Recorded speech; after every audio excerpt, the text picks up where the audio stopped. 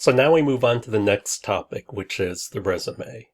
And fundamentally, what your resume is about is what story are you trying to tell and convey about you. The key for a good resume is how do I do more with less? People try to cram too much information into a resume and it just doesn't work. The hiring manager just loses interest in you. So how do you do that? Do you tell a story? Can you quantify your achievements? And what difference did you make? That's what they're looking for when they read through your resume. Here's an example of a job ad. The key thing is, remember, they're looking for keywords. So underline, sit there and print it out. But underline some of the keywords when you read through a job ad of what they're looking for. Also, in terms of job requirements, how many of these things can you do? Start checking it off.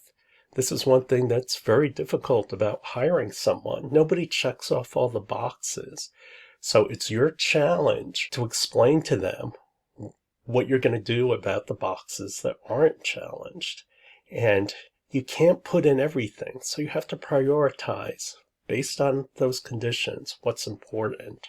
A friend of mine told me, hey, there's an opening for an entrepreneurship professor at Berkeley. And he said, why don't you come back to the Valley? And naturally, they had this long list of things. I said, well, they can get all kinds of great entrepreneurs. But here was the thing. You could check off the boxes in business, but they couldn't check off all the boxes. And I could check off all the boxes, including being published, online teaching experience, in-class teaching experience, creating new classes, everything on it I can check off. So how many of those boxes can you check off? And if you can't check it off, then you need to come up with a story of what you're going to do for that. Now, this is what my resume looked like. And the key features in this resume is, first, I open up with the header. This is a summary. This has to do with your branding also. You make your case. Also, summarize what skills do you bring to the position. It saves them time because now they know basically what you are. And it also draws their interest. Think of it as like a newspaper article. When you read a newspaper article, the first paragraph is the most important because that draws you in and how much more you're going to write. Think about all the little things. For example, email. Did I use my Gmail address? No, I used my MIT address. And that's to get the idea in their head. Oh, wow, this guy went to MIT right away. If you look at the layout of this, how is it laid out? Now, it's the traditional where did you work, the location, what time period, and also your title, and have a headline for it. This is part of the story. Guiding a new venture, convening research into products. And if you notice, I have capitalized keywords. What I did here involved innovation, fundraising, and also development. Now, don't lie on your resume. They will catch it and it'll be all over for you.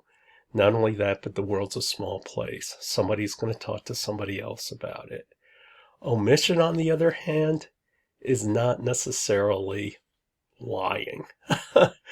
It's still truthful. I had a 30-year career. Why is it that I wrote over 15 years of success? Why didn't I write 30 years of experience? And it's because of ageism, and it's very real. It's very difficult to prove, but I've been on the other side, and we do consider somebody's age. And so 15 years is about the line, because when they look at 15 years, you're still young enough to be of interest to us, but you're not so old that, yeah, I'm going to have reservations about this. The title of your story, the points you want to make. Keep it short. There only should be 3 to 5 points under the title. If I apply to 100 jobs, How many different resumes do I need? 100. This is where I cry about the person who applied to 200 jobs. They probably use the same resume for all 200 jobs.